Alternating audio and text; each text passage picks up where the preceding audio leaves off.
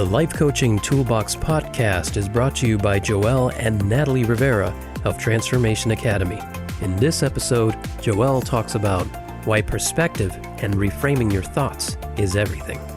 This episode is one of 11 episodes in a series about coaching your clients to develop emotional intelligence and master their emotions. So our perspective to any situation will determine how we see it, how we view it, how we feel about it, how we react to it. So understanding how to change our perspectives to an experience that we might have is critical to creating the state of mind, our emotional state that we want to help us create the reality that we want. So I'm going to go over several different ways for you to be able to change your perspective. So the first one is to reframe the situation. The second one is going to be rationalizing. And the third one is cognitive reappraisal training. And then I'll talk to you about how you can utilize these to help create your reality. So let's go with the first one, which is to reframe the situations. So realistically, things are not always going to go the way you want them to, but you can always find things to be grateful for about that specific situation.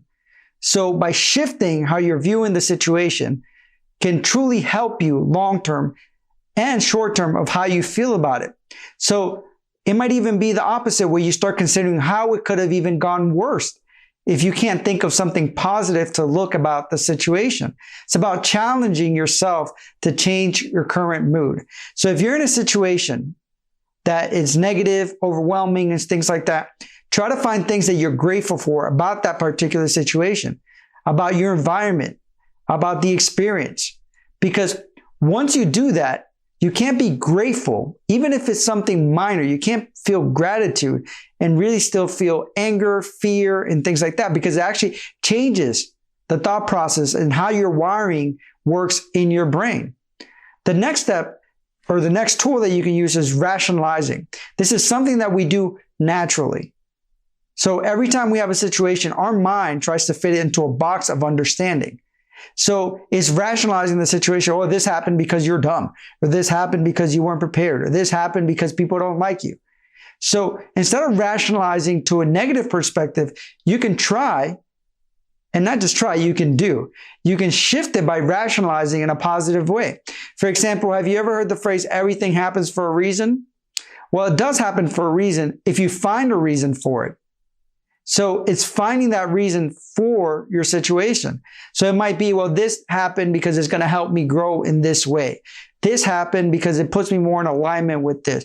This happened because maybe long-term will give me a better opportunity in my job and work. I got fired because maybe there's a better situation out there for it. You know, my relationship didn't work out. Well, maybe that happened because it's supposed to help me find somebody who truly completes me and I complete them, resonates with who I truly am, or even in your emotional state. I felt anxious at that moment because my body and mind were telling me something. Maybe I should be curious about it to find out what my body and mind might be trying to tell me. So instead of looking at things from a negative perspective, be grateful for some of those things and rationalize them in a positive way. So always looking at what you can learn from that situation. The next one is cognitive reappraisal training. And what you're doing here is that you're strengthening the circuitry that supports your emotional resilience. So many times when we have a situation, we tend to maybe catastrophize it, exaggerate it, our thought process. Maybe we're behind something about work and we're like, oh no, I'm going to get fired. Or this person's going to hate me. Or this is going to happen to me. So we try to push it as much as possible, and it makes us feel worse. It makes the situation even more daunting, more stressful than it really needs to be. So what you really want to do in these situations is get yourself to the point that you're actually an absorber of the situation. You're observing yourself saying, well, is this really accurate? Is this really what's going to happen? What is the worst case scenario really?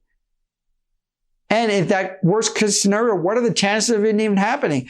And a lot of times, if we're able to sit back and just look at our thoughts and look at how ridiculous they might be at times, what actually happens is that it works out your prefrontal cortex. It's like a muscle. So that way, as you observe your thoughts, it's not allowing it to go to your amygdala, which then takes control and makes you an emotional mess. So by observing it and seeing sometimes how ridiculous it is or questioning it, what you're doing is that you're training your brain to not all of a sudden jump to the amygdala to take control. By questioning, what you're doing is that you're triggering your prefrontal lobe, which is the critical aspect of your brain, the one that reasons and that thinks things through, to think about the situation before it responds. So the next time you say, oh, the sky is falling, or whatever it may be that you say, whatever situation, if you're able to step back and look at it and then assess the situation, what does this really mean? Is it really ridiculous what I'm thinking? Is it really practical? Then again, you're just triggering your brain. And the more you do that, the more you build that muscle. So long-term is going to help you out emotionally. And another aspect I want you to think about is that a lot of times we have contrasting emotions.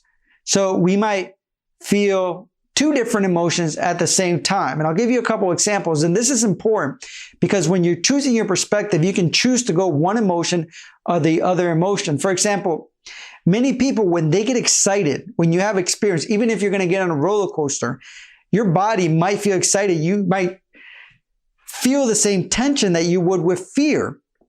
Or if you're going to speak in front of a crowd, or if you're going to do anything else that might elicit fear or excitement. However, you have the opportunity to say, I'm just excited. I'm just excited. I'm really excited about the situation. I'm really excited to do this. And if you tell yourself that, what's actually letting your mind know is that it's okay. The reaction is normal. You're excited. This is something enjoyable. But what happens to a lot of people is that they confuse fear for excitement or anxiety for excitement. And they let their mind go in the negative route. They don't tell their mind what emotion they're actually choosing. At the same time, for example, you have a situation that you feel nostalgia that might create sadness or happiness depending on how you view it. So you might just say, oh, I wish things were like that. Or you might say, that was a great experience. I'm very blessed to have that experience, and so on and so on. So you get to choose what emotion or what perspective you want out of that. At the same time, for example, anger. Anger is associated with confidence. Why? Because we take control of the situation. Because sometimes what anger does is that it pushes you outside of fear, outside of anxiety, outside of sadness. So it makes you react in a certain way that's almost empowering in a lot of ways. So you can say, I'm angry, or you can feel that you're confident and use that and channel that energy to do it productively. Because again, anger can push you away from fear, away from anxiety, away from sadness, but you can choose to use it productively. So when you get angry, you might say, instead of saying, oh, I got anger issues, this is blah, blah, and then go 100% into that anger, you can say, okay, I have this energy now. How can I use this to continue to give me confidence and empower me, and use it in a productive manner that's going to help me long term? So at the end of the day, the best way you can shift your perspective, obviously, again, you can reframe the situation to look at it from a different perspective and find gratitude. You can rationalize it in a positive way that's going to impact you in a positive way long term or even short term. You can look at your thoughts and work that part of your brain. But equally as important is just to show curiosity. Within all those, it's just to show the curiosity. Show curiosity to fear, to anger, or sadness, and not to judge it. Because when you judge it is when you go down the rabbit hole.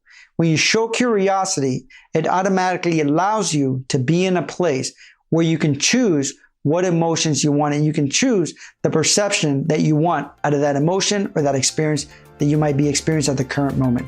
Thank you. Visit transformationacademy.com/toolbox to download free life coaching worksheets that go with the activities discussed in this podcast, plus other resources for creating a thriving life coaching business.